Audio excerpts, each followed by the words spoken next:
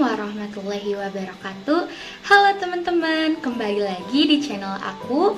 Buat kalian yang baru mampir, kenalin nama aku Jahratunisa Lianan Putri dengan NPM 2021511124, jurusan Pendidikan Matematika, Fakultas Keguruan dan Ilmu Pendidikan Universitas Siliwangi. Nah, video ini dibuat untuk memenuhi salah satu tugas dari mata kuliah Pengembangan dan Produksi Media Pembelajaran Matematika oleh dosen pengampu Bapak Depi Ardian Nugraha, MPD. Teman-teman, bagaimana nih kabar kalian? Semoga kalian masih semangat belajarnya ya. Nah, di video ini, sesuai dengan judul video di atas, kali ini kita akan membahas mengenai eksponen. Nah, eksponen ini bukan hanya dibutuhkan di bidang matematika saja loh, tapi juga sangat dibutuhkan di berbagai bidang seperti ekonomi, biologi, dan bidang lainnya. Eksponen sangat membantu kita untuk memecahkan masalah di kehidupan sehari-hari. Contohnya dalam bidang biologi biasanya digunakan untuk menghitung pertumbuhan suatu bakteri, dan juga di bidang ekonomi biasanya digunakan dalam perbankan, salah satunya itu dalam perhitungan bunga majemuk. Materi yang akan kita bahas di video ini ada 4 subbab. Yang pertama, pengertian. Yang kedua, sifat bilangan berpangkat. Yang ketiga, sifat bilangan akar. Dan yang terakhir, fungsi eksponen. Oke, langsung aja kita mulai ya pembahasannya. Yuk simak baik-baik. Pembahasan pertama mengenai pengertian dari eksponen. Sebelum aku mulai pembahasannya, nih kalian ada yang tahu gak apa itu eksponen? Nah, kalau ada yang tahu, tulis ya di kolom komentar di bawah ini. Nah, eksponen dapat diartikan sebagai perkalian atau pembagian bilangan dengan besaran yang dapat diulang-ulang atau sering dikenal dengan istilah repetisi. Nah, sesuai dengan definisinya, eksponen mengandung bentuk perpangkatan dan akar. Eksponen juga dapat ditulis secara umum, yaitu A pangkat N, dengan keterangan A dan N itu merupakan bilangan bulat, dan N merupakan banyaknya dari A. Kita lanjut ke subbab yang kedua mengenai sifat bilangan berpangkat. Nah, dengan A, B, P, M, dan N adalah bilangan real, maka eksponen dalam bentuk perpangkatan memiliki sifat-sifat sebagai berikut. Nah, yang pertama yaitu ada A pangkat M dikali dengan A pangkat N sama dengan A pangkat M ditambah N. Nah, jadi jika kita menemukan perpangkatan dengan operasi bilangannya itu dikali, maka eksponennya itu akan ditambah. Ingat ya, kalau misalnya dikali, maka eksponennya itu akan ditambah. Contohnya, 2 pangkat 3 dikali 2 pangkat 4 sama dengan, kan ini operasinya itu perkalian, maka eksponennya itu akan ditambah perpangkatannya. Jadi 2 dipangkatkan 3 ditambah 4, yaitu 3 ditambah 4, 7. Jadi hasilnya itu 2 pangkat 7. Selanjutnya, contoh yang kedua itu 3 pangkat 5 dikali 3 pangkat 4 sama dengan 3 pangkat 5 ditambah 4 sama dengan 3 pangkat 9. Paham ya? Selanjutnya, sifat yang kedua yaitu A pangkat M dipangkatkan dengan N sama dengan A pangkat M dikali N. Nah, jika kita menemukan A pangkat M dipangkatkan lagi N, maka hasil eksponennya itu dikali, bukan ditambah. Nah, kalau yang tadi itu jika operasinya perkalian, maka akan ditambah. Jika ini operasinya perpangkatan, maka akan dikali. Contohnya, yang pertama itu 2 pangkat 3 dipangkatkan 2. Dipangkatkan berarti dikali. Jadi 2 pangkat 3 dikali 2. Jadi 3 dikali 2 itu 6. Nah, jadi 2 pangkat 6. Selanjutnya yang kedua itu 5 pangkat 2 dipangkatkan 4. Nah, dipangkatkan berarti dikali ya.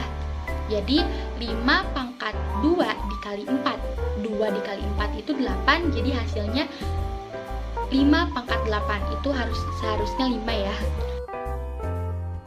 Sifat yang ketiga yaitu A pangkat M dikali dengan B pangkat N dipangkatkan dengan P, maka mengandung sifat distributif yaitu menjadi A pangkat M dikali P dikali B pangkat N dikali P. Jelas ya?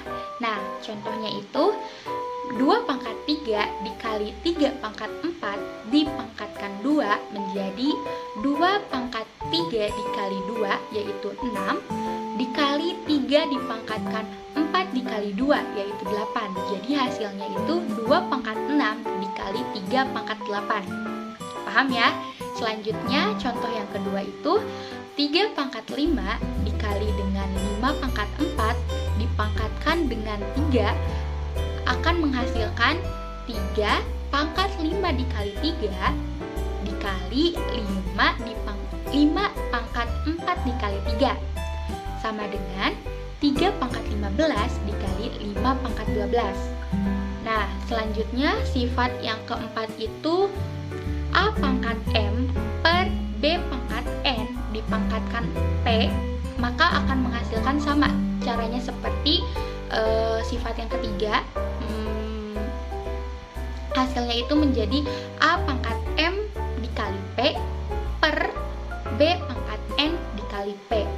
Nah, contohnya itu yang pertama 3 pangkat 7 per 2 pangkat 7 2 pangkat 3 dipangkatkan 2, hasilnya itu menjadi 3 pangkat 7 dikali 2 yaitu 14 per 2 dipangkat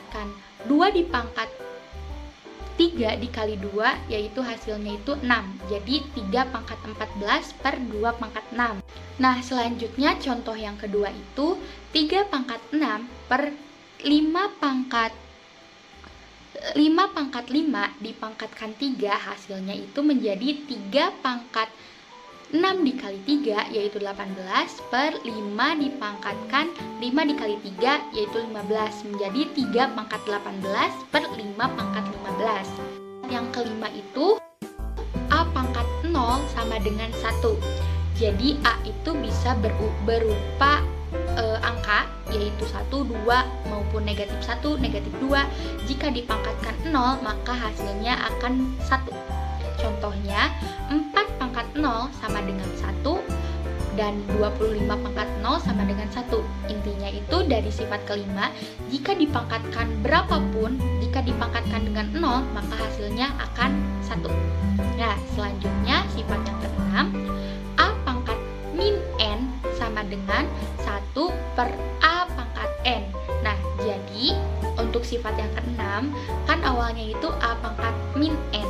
Nah, jika kita ingin mencari A pangkat N yang positif, maka minnya itu jadi per, jadi 1 per A pangkat N.